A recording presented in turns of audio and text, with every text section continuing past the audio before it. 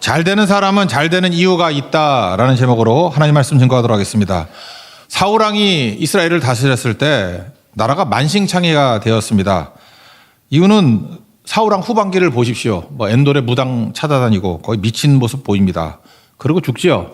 죽고 난 다음에 곧장 통일된 게 아니고 7년 반이나 나누어서 싸우게 되었습니다. 대혼란기입니다.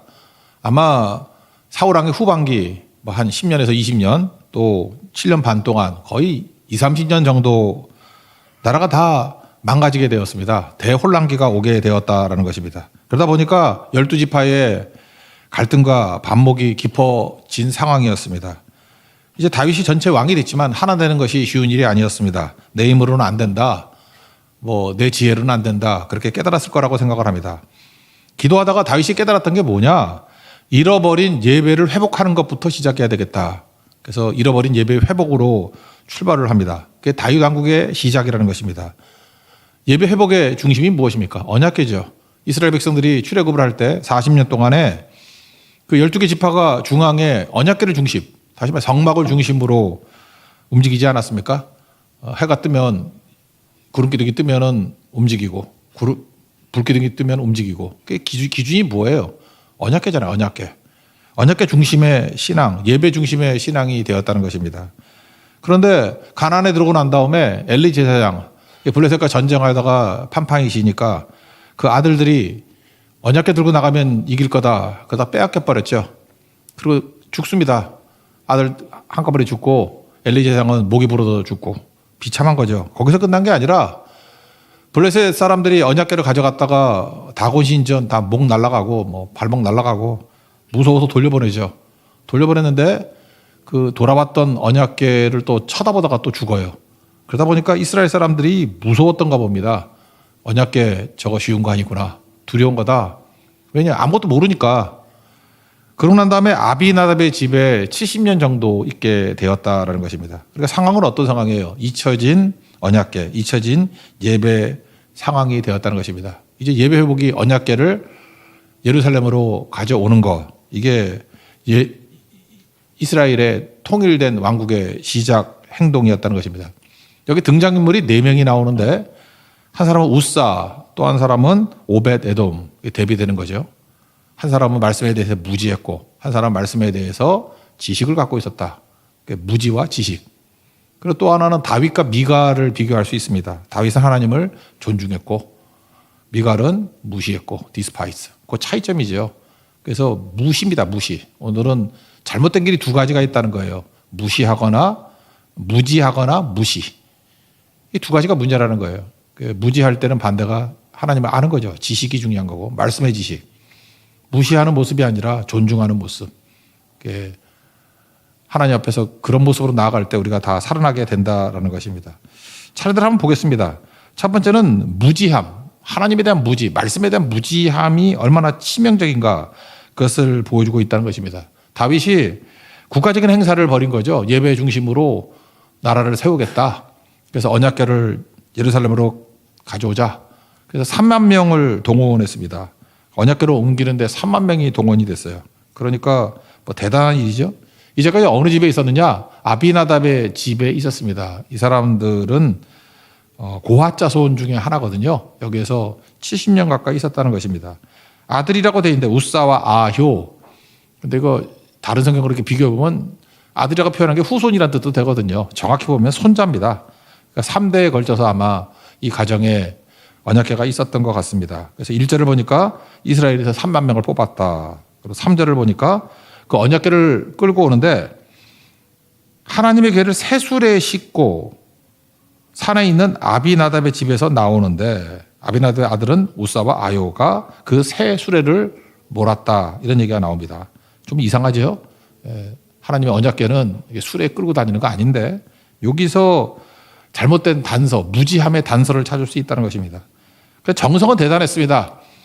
그 4절, 5절 보니까 찬양대 세우고 악기를 동원하고 3만 명이 움직이고 대단한 일이죠. 4절에 보니까 아효는 궤 앞에 가고 있었고 5절 보니까 잣나무로 여러 가지 악기를 만들었는데 수금, 비파, 소고, 양금, 재금. 그러니까 오케스트라죠. 이런 걸로 연주하였다는 것입니다. 돌발 상황이 벌어지게 되었습니다. 나곤이라는 집에 그 타작매작을 지나가는데 소들이 뜁니다. 그랬더니 우사가 손으로 그 언약궤를 잡아요. 뭐 본능적이겠죠. 떨어지지 말라고. 근데 7절을 보니까 하나님께서 우사의 잘못이라고 얘기를 해요. 그래서 진노하셔서 그 자리에서 우사가 즉사합니다. 기쁨의 퍼레이드가 찬물이 끼얹게 되었죠. 다윗도 너무 화가 나가지고 그곳 장소를 충돌했다. 그러니까 맞아 죽었다 그런 뜻이죠. 베레스 우사라고 짓고 자기도 슬퍼가지고 흐지부지 흩어지게 되었다는 것입니다. 어찌 보면은 가장 큰 기쁨의 자리가 어떻게 보면 찬물 끼얹는 이상한 자리가 되어버렸다는 것입니다. 여기서 우리가 알 수 있는 게 뭐냐? 신앙이라는 것은 열심만 가지고 되는 게 아니라는 것입니다. 하나님 말씀을 알아야 되고 하나님의 방식대로 순종하는 게 필요한 거지 자기 멋대로 한다고 되는 게 아니라는 거예요. 지금도 우리 많은 크리스찬들이 또 교회가 화려함을 추구합니다. 화려하다고 좋은 건 아니죠. 열심히 있다고 다 다른 거 아닙니까? 또 순수함이 있다고 뜨거움이 있다고. 그러나 무지하면 안 된다는 거예요. 무지하면. 성경을 보면요. 민수기 얼마 전에 살폈죠. 민수기를 자세히 보면은 언약궤를 어떻게 옮겨야 되는지에 대한 3가지 원칙이 나와요. 첫 번째는 아무나 옮기는 거 아니고 고핫 자손이 옮겨야 된다. 고핫은 레위의 둘째 아들이거든요. 고핫 자손만 해야 된다. 첫 번째 조건. 두 번째, 하나님이 언약궤 알죠? 이렇게 언약궤 뚜껑에 천사 둘이 이렇게 날개를 하고 있고 그 중간을 뭐라 그래요? 속죄소 또는 시은좌, 하나님이 임재하는 자리. 그리고 양쪽 고리를 달아가지고 막대기가 항상 꿰어져 있습니다. 막대기는 끼었다 뺐다 하는 게 아니라 항상 막대기가 있어요. 그러면 이거를 고핫 자손이 어깨 메고 움직이는 거예요. 한 1.2m 정도 되는 건데 메고. 그리고 손대면 안 되는 겁니다. 그게 어디 나오냐면 민수기 4장 15절에 나오는데 읽어드릴게요. 진영을 떠날 때 아론과 그의 아들들이 성소와 성소의 모든 기구 덮는 것 일을 마치거든. 첫째 조건이에요. 고핫 자손이 와서 고핫 자손. 두 번째 조건 맬 것이니라. 맨다는 거. 세 번째 조건 그러나 성물은 만지지 말라. 만지면 죽는다. 이런 말씀이 민수기 4장 15절에 명확히 나와 있다라는 것입니다. 여기 보니까 고핫 자손 이건 맞는 거죠. 근데 매라 그랬는데 이거는 뭐 새수레로 끌고 가는 거잖아요. 이거 누가 했던 방식이죠? 블레셋이 언약궤 뺏어갈 때 가져올 때 방식이죠. 수레를 끌고 다니는 거. 그러니까 성경을 안 보고 그 마지막 기억만 나는 거예요. 아, 우리한테 올 때 수레에 실려왔어. 그러니까 언약궤는 수레에 싣고 다녀도 되는 거야. 편하잖아요. 그죠? 또 약간 현대적이고. 그러니까 이 친구들은 레위 자손인데도 불구하고 성경 안 읽은 거죠. 무식한 겁니다. 무지함으로 아무리 열심을 내고 아무리 폼 잡아봐야 죽는다는 거예요. 그리고 만지지 말라 그랬는데 만지는 게 얼마나 위험한 일인지도 모르고 만지지 말라는데 만졌잖아요. 그래서 죽었다라는 것입니다. 오늘 3절 보세요. 하나님의 궤를 새 수레에 싣고 그랬죠. 또 우사 아요가 새 수레를 모으니라. 우리가 신앙생활할 때 너무나도 많은 우사들이 있다는 것입니다. 그게 바로 무엇입니까? 말씀에 관심이 없어요. 그냥 지성이면 감천이다 그래서 뭐 열심만 있고 뜨거움만 있고 하나님은 동기를 보셔. 누가 그래요? 편의점 신앙이 됐습니다. 다 편하게 믿으려고 그래. 편하게. 편함은요. 우리를 죽게 만들 수 있다라는 것입니다. 이 집안 3대째 있다 그랬죠. 70년 정도 그 아비나답의 집에 있었거든요. 할아버지, 아버지 때, 손자 때. 그래 익숙해졌겠죠. 익숙해지면은 나타나는 현상이 뭡니까? 경외심이 사라지게 된다는 것입니다. 익숙해지면은 공부 안 해요. 성경 안 읽는다고. 그래서 무지해지고 경외심도 없고 경외심이 fear잖아요. 두려움도 없고. 여러분 신앙생활 오래 하신 분들 있습니까? 신앙생활 오래 하다 보면은 성경 안 읽고 오래 하면은 오히려 또 바보 돼요. 그냥 남들 하는 거 쳐다보고 익숙한 거 쳐다보고 그러다가 죽는다니까요. 그리고 경외심이 없습니다. 다 안다고 생각하고 우습게 여기고. 그래서 금년에도 우리 교회 이제 중직자들 선출하지 않습니까? 뭐 장로나 뭐 집사, 권사 뽑는데 익숙함이 뭐냐 하면은 경험에 근거를 두고 익숙해지는 거예요. 나 신앙생활 5년에서 10년 했어. 그러면 익숙해지죠. 근데 말씀에 뿌리를 둬야 성숙해져요. 그러니까 경험을 의지하면 익숙해지는 거고 말씀을 의지해서 움직이면 성숙해지는 거라고. 말씀으로 인한 성숙이 있기 전에 중직을 맡지 마십시오. 죽어요. 그런 거 되게 많아요. 저도 여러 번 경험을 했었는데 중직자입니다. 말씀 하나도 몰라.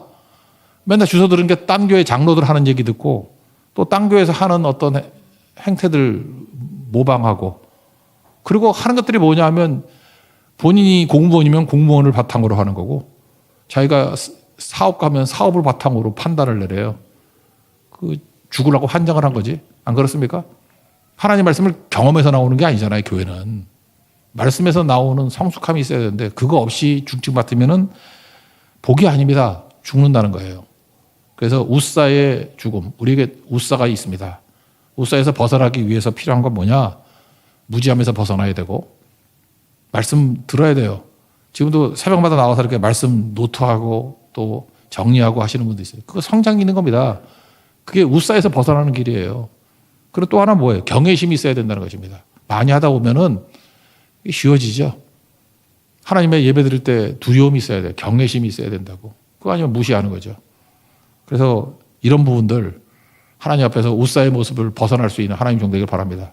그와 대비되는 게 누구냐? 오베데돔인데 이 사람도 고앗 자손입니다. 겁이 나니까 오베데돔의 집으로 그냥 갖다 놔 그랬다라는 것입니다. 9절 보니까 다윗도 두려웠습니다. 쫄아가지고 하나님의 언약궤가 어찌 내게 오리요. 자기도 죽을까 봐. 그래서 오베데돔의 집에 갔다라는 것입니다. 그런데 11절을 보니까 여호와의 궤가 가드 사람, 이 가드라는 것은 블레셋의 가드가 아니에요. 가드 림몬이라 그래서 레위인 거주지입니다. 이건 블레셋의 가드하고 혼돈하면 안 돼요. 가드 림몬 레위인의 거주지예요. 오베데돔의 집에 석 달이 있었는데 그 석 달 동안에 어떤 일이 벌어졌냐? 오베데돔과 그의 온 집에 복을 주시니라. 잘 보세요. 하나님 앞에서 오베데돔이 했던 일이 뭐가 있습니까? 그냥 이 사람은 말씀을 알았던 것 같아요. 말씀 그대로 고앗 자손이고 어깨에 메고 그 다음에 손대지 않고 그 하나님의 앞에서 그 경외심이 있었던 것 같아요. 아, 우리 집이 복이구나. 하나님의 언약궤가 우리 집에 들어와 있다니. 그래서 뭐 한 거 아닙니다. 우리 잊지 말라고요. 하나님이 동행하시면, 하나님이 계시면 형통해지는 겁니다. 하나님이 함께 하시면 복을 주시는 거예요. 뭘 해서가 아니라는 것입니다. 내가 볼 때 이런 노래 때문에 잠깐 막 그런 것 같아요. 할 수 있다 하시니는 그런데 할 수 있다. 이거 우리 구호 아니에요. 할 수 있게 뭘 할 수 있어요, 우리가. 그런 그 기도원 찬양 그만했으면 좋겠어요. 할 수 있다가 아니고 해 주신다예요. 우리는 은혜로 사는 존재 아니에요. 뭘 할 수 있어요, 우리가. 해 주시는 거죠. 내가 힘이 생겨서 뭐 하는 거 아니라고요. 그걸 자꾸만 세게만 해달라 그러지. 가시 없애달라 그러고. 내가 세면요. 하나님의 일을 하기보다는 마귀의 종로를 할 때가 더 많다니까요. 할 수 있다가 아니라 하나님이 해 주신다가 맞다고요. 한번 보세요. 샘플로 몇 가지만 예를 든다 그러면 앞에 홍해가 있습니다. 모세가 내가 홍해를 가른다. 할 수 있어. 그랬습니까? 모세가 뭘 할 수 있어요? 할 수 있기는 뭐 지팡이 내리친다고 이게 갈라져? 지가 하는 게 아니잖아요. 할 수 있다가 아니고 홍해를 가르게 해 주신다죠. 누가? 하나님께서. 어떻게 하면요? 지팡이 내밀면 하나님이 하라고 한 대로 순종하면 하나님이 홍해를 가르게 해 주신다가 맞는 거죠. 여리고성에 갔습니다. 여리고성 뭐 7바퀴 돌고 소리 지르고 하는 건 얘기 나오잖아요. 내가 무너뜨린 게 아니죠. 뭘 할 수 있어요? 할 수 있기는. 뭐 돈다고 돼요? 우리 강강수를 하면 우리는 뭐 다 무너뜨릴게? 그렇잖아요. 돈다고 되는 게 아니잖아요. 할 수 있다가 아니라 여리고성을 우리가 어떻게 무너뜨려요? 할 수 있다가 아니라 여리고가 무너지게 해 주신다가 맞는 거죠. 언제? 하나님 말씀대로 순종했을 때. 해 주시는 거죠. 신약에 넘으면은 요한복음 2장에 물로 포도주 만드는 사건이 나오죠. 가나의 혼인잔치. 그러면 이때 보세요. 내가 할 수 있는 겁니까? 여기서 누가 물로 포도주를 만들 수 있어요? 그럼 포도주, 와인장사 다 망하게. 물로 포도주를 어떻게 만들어요? 뭘 할 수 있어요, 우리가? 우리가 그걸 어떻게 해요? 못하죠. 할 수 있다가 아니라 2장 5절 보세요. 말씀하신 그대로 하라고 순종했을 때 물로 포도주가 되게 해 주신 거죠. 그래서 우리는 뭐라고 얘기합니까? 일은 하는 게 아니라 일은 되는 거다. 주님께서 되게 만들어 주시는 거죠. 되는 거다가 뭐예요? 그게 은혜라는 거 아니에요, 은혜. 할 수 있다라고 큰 소리 치지 마십시오. 할 수 있다 그러다가 다 우사같이 돼버려요. 뭘 할 수 있어요, 우리가? 해 주신다가 맞는 거죠. 지금 오베데돔 보세요. 뭘 했어요? 한 게 없죠. 그냥 바라보고 하나님의 은혜를 기다리고 그럴 때 주님이 해 주신 거죠. 오베데돔이 집에 복음 주셨다 그러는데 주변 사람들이 다 알았는가 봐요. 그래서 막 소문도 막 12절에 보니까 막 소문도 났어요. 그래서 여호와의 계로 말미암아 오베데돔 집과 그의 모든 소유에 복을 주셨다 한지라 소문이 쫙 퍼졌어. 그러니까 눈에 보이는 복 아니었어요. 눈에 보이는 복. 뭐였을까? 기적 같은 일이 벌어졌을 것 같아. 아마 오베데돔의 집에 뭐 불치병 환자 뭐 이런 사람이 있었던 것 같아. 뭐 암 환자가 있던지. 갑자기 나버렸어. 건강해져가지고 막 뛰어다니고. 그죠? 막 계단 120층 뛰어다니고 막 그랬던 것 같아. 그래서 이거 말도 안 돼. 이게 왜 이런 일이 벌어지지? 또 이스라엘 같은 데는 중요한 게 불임. 아예 못 낳는 걸 갖다가 안 좋게 여겼잖아요. 근데 뭐 이 집안에 뭐 며느리가 있는데 뭐 10년, 20년 뭐 불임이었다가 갑자기 아이를 갖게 되고 아들을 낳게 되고 뭐 그런 일이 벌어진지도 모르겠어요. 그죠? 그래서 하나님께서 그런 걸 주고 아니면 뭐 주변에 뭐 레위니까 뭐 사업은 아니겠지만 뭐 어떤 새로운 사업을 할 때 뭐 길이 막 열리거나 막혔던 게 열리게 되거나 이게 소문이 났다고요. 그러니까 왜 하나님께서 눈에 보이도록 그래서 오베데돔과 그의 집이 복받았다는 소문이 났다라는 것입니다. 그러니까 뭘 할 수 있죠? 이거는 언약궤 자체의 문제는 아니라는 것을 깨닫게 된 거죠.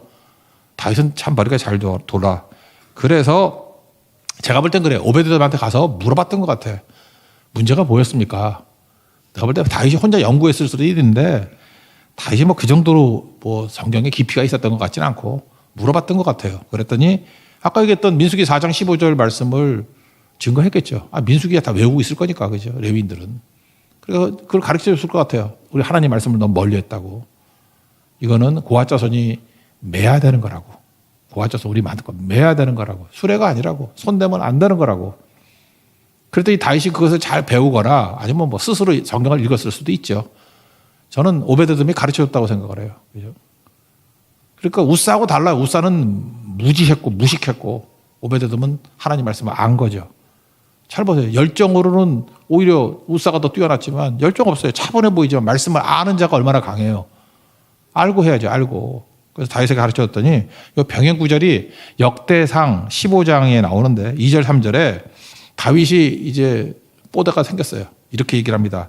레위 사람 외에는 하나님의 궤를 맬 수 없나니 자신 있게 얘기하잖아요. 배웠으니까 이거 하는 얘기 아니에요? 말씀을 들었으니까 다윗의 입에서 얘기가 나오는 거예요. 레위 사람 외에는 하나님의 궤를 맬 수 없나니 한번 얘기하고 그다음에 9절에 또 나와요. 여호와의 궤를 메고 또 마지막에 여호와의 궤를 그 말하는 것으로 메어 올리고자 하여 매다 이거 세 번째로 강조해요. 다윗도 깨달은 거죠. 이유가 뭐예요? 수레 아니다. 수레 끌고 다니는 거 아니다. 편의성 추구하는 거 아니다. 메어야 된다. 메고 있으니까 손 댈 리가 없죠. 막대기를 매는데 무슨 손을 대. 그렇게 된다라는 것입니다. 이거 우리에게 적용한다 그러면 우리는 내 방식대로 믿는 걸 되게 좋아합니다. 그래서 맨날 나야. 내 귀에 잘 들리고 내 기분을 북돋고 내게 용기를 주고 다 나. 그 신앙의 근본은 아닙니다. 신앙의 근본은 하나님의 뜻이에요. 하나님이 어떤 걸 기뻐하시나. 하나님께 맞추면 여러분이 살아나는 거지. 하나님 말씀을 취사선택해서 내 걸로 찾는 게 아니라는 거예요. 이 시대 정신이 자꾸만 자아 중심이 돼버리니까 믿기 진짜 어려운 시대를 살아가고 있다고. 시대가 이렇다고 다 그렇게 따라가면 안 되는 거죠. 그 여러분 그러죠. 나는 그냥 조용히 예배나 드리면서 그냥 믿으면서 살래요. 그 믿음이 안 된다니까요. 말씀을 알아야 믿음이 생긴다니까요. 모르고 어떻게 믿습니까? 뭘 믿어요? 컨텐츠가 없는데 뭘 믿냐고 뭘. 하나님 말씀을 계속 알아가는 게 믿는 거예요. 그래서 호세아서 6장 3절 보니까 우리가 알자, 힘써 여호와를 알자, 아는 거고. 또 요한복음 17장 3절 그 대제사장의 기도, 예수님이 죽기 전에 했던 가장 긴 기도 아니에요? 대제사장의 기도. 요한복음 17장 3절 영생은 우리 이터널 라이프, 우리가 구원받고 영원한 천국의 생명을 얻는 거. 곧 유일하신 참 하나님과 그의 보내신 자 예수 그리스도를 아는 것이니라. 알아야 된다는 거예요. knowing God. 하나님 아는 거예요. 지식이 있어야 된다는 것입니다. 여기 보세요. 다윗 뭐 열심히 대단했잖아요. 3만 명 동원하고 오케스트라 동원하고 열심히 대단하죠. 순수한 마음 없었어요. 하나님 앞에 예배 잘 드리자고. 순수한 마음도 있었어요. 근데 문제는 뭐예요? 모르는 열심 죽잖아요. 베레스 우사. 모르는 열심 죽는다는 것입니다. 하나님을 내 본능대로, 내 경험대로, 내 원함대로 섬기면 안 됩니다. 알고 섬겨야 돼요. 그래서 교회가 죽어라. 맨날 말씀 그러는 이유가 뭐냐면 말씀 없이 하는 모든 것들이 열심히 있으면 있을 만큼 간절함이 있으면 있는 만큼 그만큼 망해요. 우사를 보세요. 우사. 수십 많은 우사들이 있잖아요. 교회 안에. 여러분 하나님 말씀 안 듣고 그냥 계속해서 그냥 내가 아는 경험이나 주워 들은 것 갖고 신앙생활 하겠다 그러면 여러분 우싸입니다, 우싸. 여러분 언젠가 하나님이 충돌하실 거예요. 베레스 우싸. 베레스 우싸 뭐 충돌한다. 죽여버린다, 죽여버린다. 충돌하면 죽는 거지. 그러니까 자동차가 충돌했다 그러면 교통사고 하냐. 하나님께서 충돌해서 죽인다는 거예요. 그러니까 말씀이 살 수 있는 길이다. 오베레돔 차분하고 담담했지만 무지와 무식에서 벗어나 지식을 가지고 있는 믿음.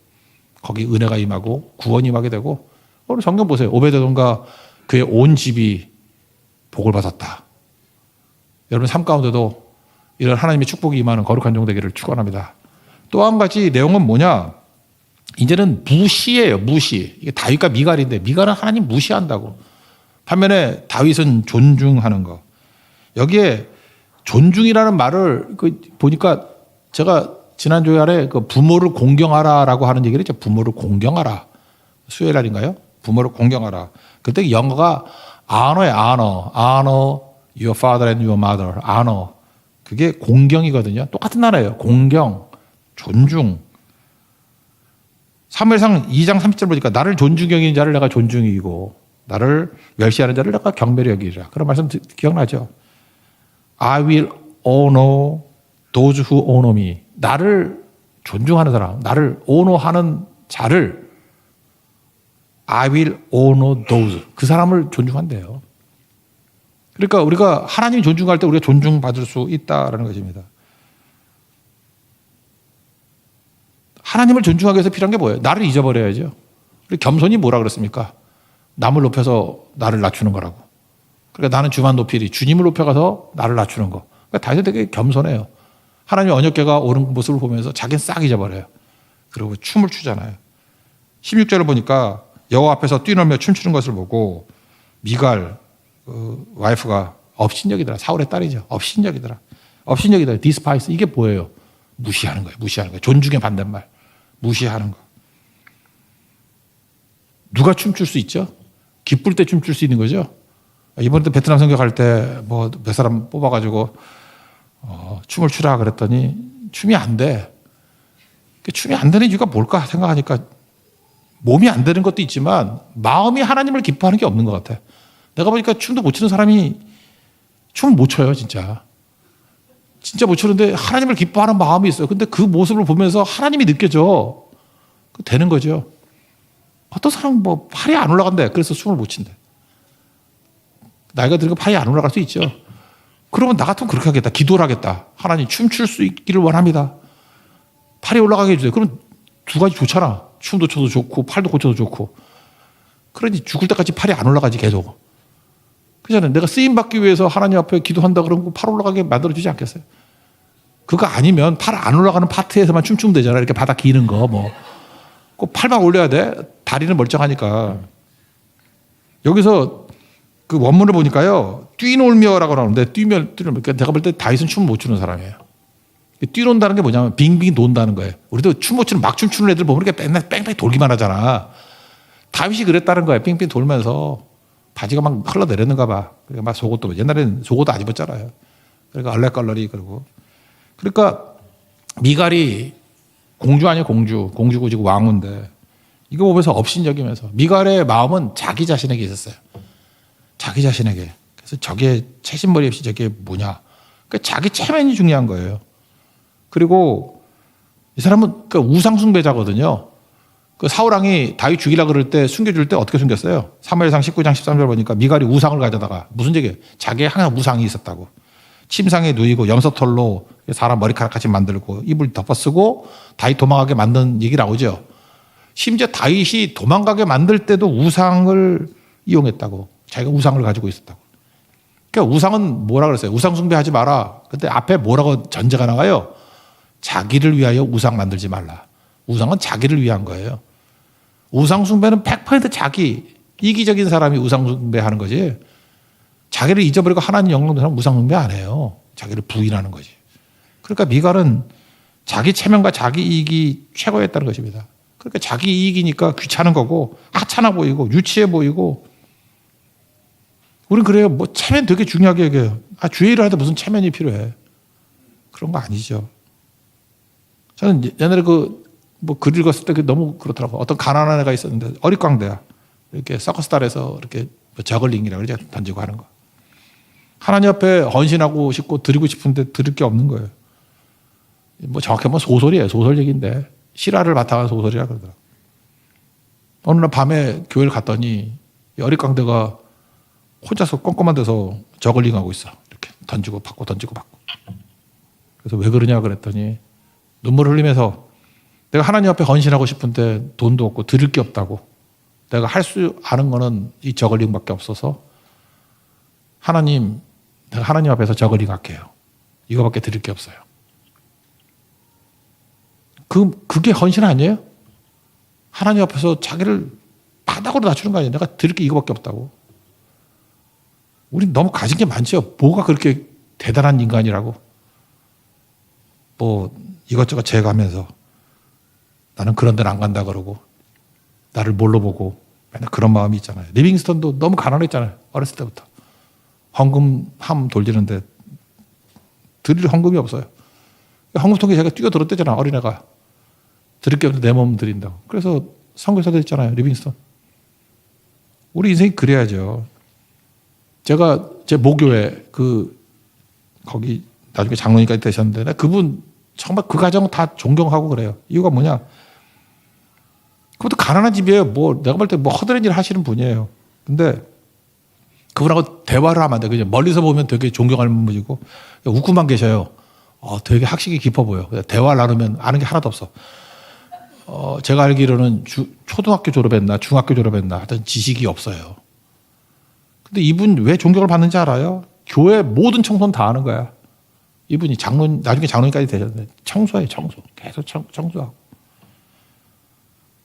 그때 그 자손들이 너무너무 잘 되더라고. 내가 그 아들하고 친한데 제가 가르치기도 했고 이제 교사로서. 근데 하나님 앞에 부어주시더라고. 진짜 없어요. 받은 게. 근데 그냥 어릿광대가 저글링 하듯이 리빙스턴이 자기 몸 들이듯이 이분은 청소만 하는 거예요. 너무너무 그 집안이 오베데돔의 집같이 일어섰어요. 그죠? 일어서 가지고 그와 그의 집이 복을 받게 되더라. 그거죠. 하나님 앞에서 우리가 가져야 될 게 뭐냐면 하나님 무시하면 안 되고요. 내게 주신 은혜에 대해서 항상 존중하고 I honor you. 난 하나님을 존중합니다. 공경합니다. 이게 마음의 문제거든요.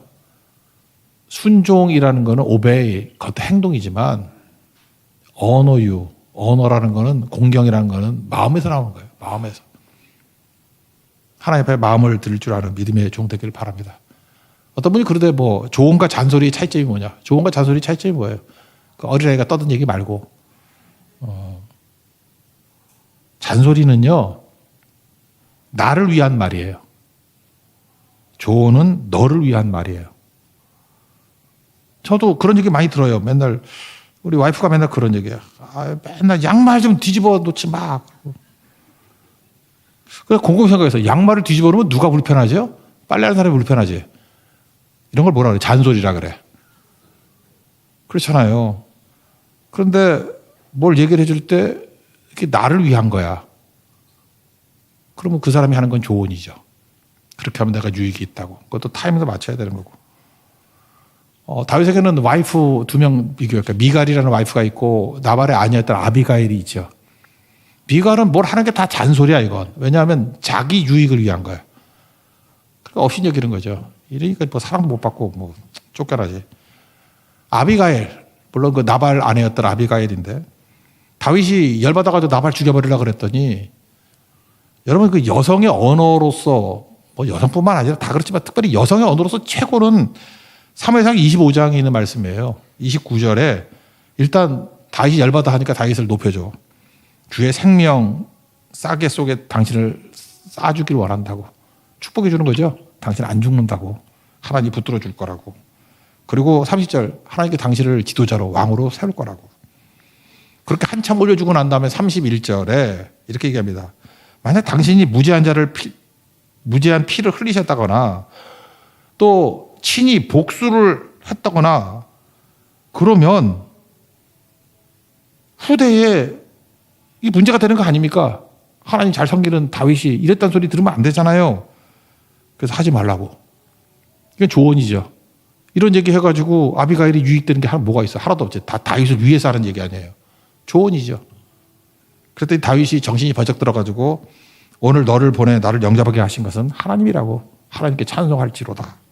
그리고 너는 참 지혜가 있다. 복이 있을 거다. 내가 쓸데없는 피 흘리는 것을 막아줬다. 그리고 나중에 들어가서 뭐 아내도 삼고 그러잖아요. 나발은 죽고. 아비가일 되게 중요한 역할을 한 거죠. 우리가 바로 이게 필요하다는 것입니다. 이 땅을 살아가면서 가서 맨날 무슨 무시하는 얘기, 맨날 자기 이익 되는 얘기, 그리고 잔소리. 나를 벗어나지 못하니까 맨날 무시하는 거예요. 우상입니다. 우상. 우상 미갈의 모습이에요. 근데 반면에 아비가일이라든지 다윗. 바탕에 뭐가 깔려 있어요? 하나님이 있잖아요. 하나님을 존중하잖아요. 다윗도 존중하고 다윗이 아비가일의 조언을 들었던 이유가 뭐예요? 이게 맞았기 때문에 그래요. 사울한테 이런 조언해봐야 안 들려요. 다윗, 당신은 하나님을 존중하지 않습니까? 당신이 이런 행동을 하면 하나님을 존중하는 행동이 아닙니다. 나도 하나님을 존중합니다. 말씀을 기반으로 대화를 나누잖아요. 이게 사는 길이라는 거예요. 그래서 다 잘 되잖아요. 아비가일도 잘 되고 다윗도 잘 되고 오베데돔도 잘 되고 잘 되는 사람은 잘 되는 이유가 있죠. 하나는 무지함이 아니라 하나님에 대한 지식이 있는 사람. 지식이 있어야 잘 되는 거예요. 그리고 한 녀석은 맨날 무시해. 미갈은. 근데 하나님을 존중하게 될 때 다윗도 그렇고 아비가일도 그렇고 세워지게 되더라는 것입니다. 우리가 어딜 가든지 하나님을 존중하고 하나님을 더 알아가는 하나님의 거룩한 종 되기를 축원합니다. 자리에서 일어나겠습니다. 내 삶에 들어온 찬양이었습니다.